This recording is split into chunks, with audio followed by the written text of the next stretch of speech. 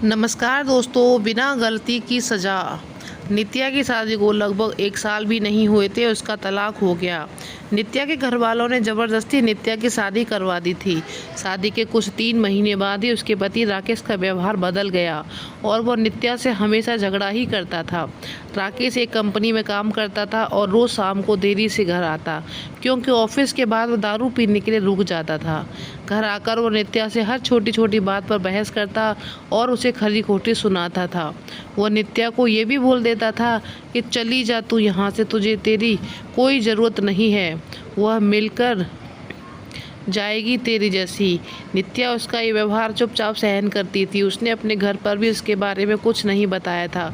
वो अपने घर वालों से नाराज़ थी, उन्होंने ज़बरदस्ती उसकी शादी जो करवाई थी। नित्या अविनाश से प्यार करती थी और जब यह बात नित्या को घर वालों को पता चली तो उन्होंने ज़बरदस्ती उसकी शादी करवा दी। अविनाश उस वक्त कुछ नहीं कर पाया, क्योंकि नित्या के पापा ने अविनाश के खिलाफ़ पुलिस कंप्लेन करवा दी थी और नित्या को परेशान करता है। इसी कारण वो कुछ दिनों के लिए जेल में था। ये सब के बारे में नित्या को नहीं पता था।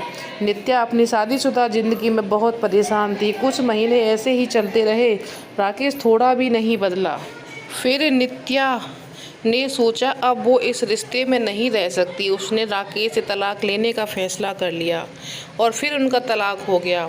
तलाक के बाद नित्या ने अपने मम्मी पापा को सब कुछ बता दिया। उन्होंने नित्या को बहुत डांटा कि क्या हो गया ऐसा कि तलाक ले लिया, अब क्या करेगी, कहाँ जाएगी, कौन करेगा इससे शादी। यह सब सुन नित्या ने उनके साथ रहने से इनकार कर दिया।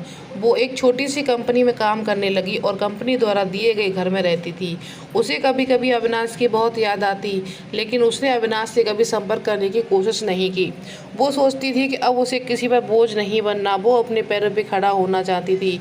वो पूरा अपना समय देती, अपने काम को देती। उसका काम इतनी अच्छा था कि 4 महीनों में ही उसका प्रमोशन हो गया और वो डिपार्टमेंट की हेड बन गई। प्रमोशन के 1 महीने बाद उसे उसकी कंपनी की तरफ से एक मीटिंग अटेंड करने के लिए विदेश जाने का अवसर मिला। नित्या अपने काम में बहुत तरक्की कर रही थी। अब उसके मम्मी पापा को भी नित्या पर बहुत फ़ख्र महसूस हो रहा था। अब वो पछताते थे कि उन्होंने उसकी शादी गलत घर में कर दी थी। नित्या विदेश जाने के बाद से बहुत खुश थी। 4 दिन की बाद उसकी फ़्लाइट थी और उसे कुछ ख़रीदारी भी करनी थी। फिर वह अपने ऑफिस के पास एक मॉल में गई। उसे कपड़े और कुछ मेकअप का सामान लेना था। वो मॉल में घूम रही थी, कपड़े देख रही थी, तभी किसी ने पीछे से उसके कंधे पर हाथ रखा। वो पीछे मुड़ी देखने लगी। वो बिल्कुल अपनी आंखों पर विश्वास नहीं कर पा रही थी। वो इंसान और कोई नहीं, अविनाश था। नित्या उसे देखती रह गई। उसे समझ नहीं आया कि वो अविनाश से क्या बात करे। अविनाश नित्या को देखकर बहुत खुश हुआ। दोनों की आंखों में आंसू थे खुशी के। अविनाश ने पूछा, तुम यहाँ अपने पति के साथ हो या? नित्या उसकी नज़रें चुराते हुए बोली। अविनाश ने पूछा, कैसी हो? नित्या उससे बात नहीं करना चाहती थी। वो नहीं चाहती थी कि अविनाश को पता चले कि उसका तलाक हो गया है और अब वो अकेली रहती है। अविनाश उससे पूछे जा रहा था। उसने बोला, कुछ बोलो। नित्या वहाँ से जाने लगी। उसने अविनाश को बोला, मुझे तुमसे कोई बात नहीं करनी, तुम चले जाओ। अविनाश उसके पीछे पीछे जाने लगा। उसने कहा, मेरी बात तो सुन लो एक बार। फिर भी नित्या नहीं रुकी।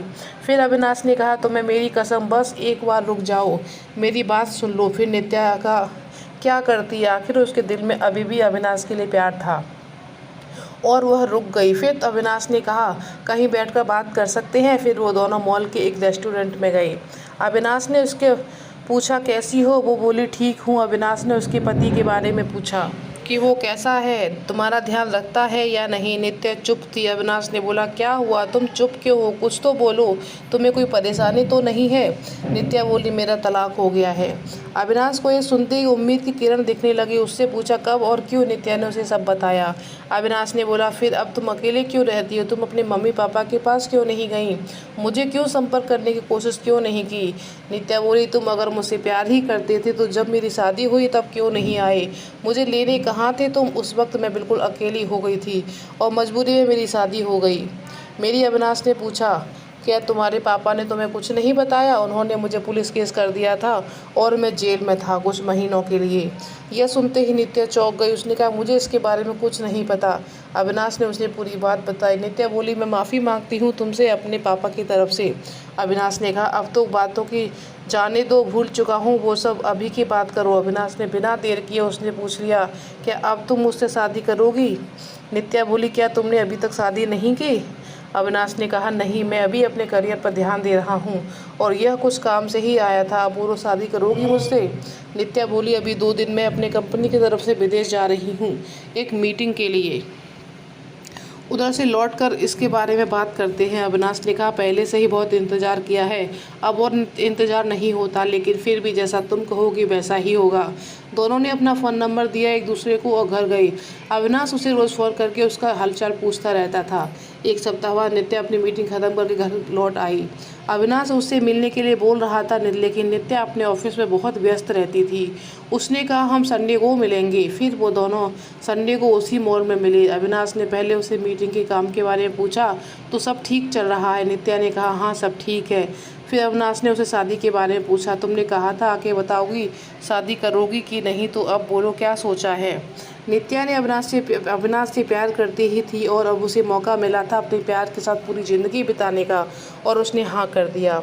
दोनों बहुत खुश थे। नित्या ने अपने घर पर अविनाश के बारे में सब कुछ बता दिया और इस बार उसके घर वाले उसके इस फैसले से मान गए थे, क्योंकि वो पहले इस फैसले से खिलाफ थे, तो देख चुके थे कि उन्होंने कितनी बड़ी गलती की थी।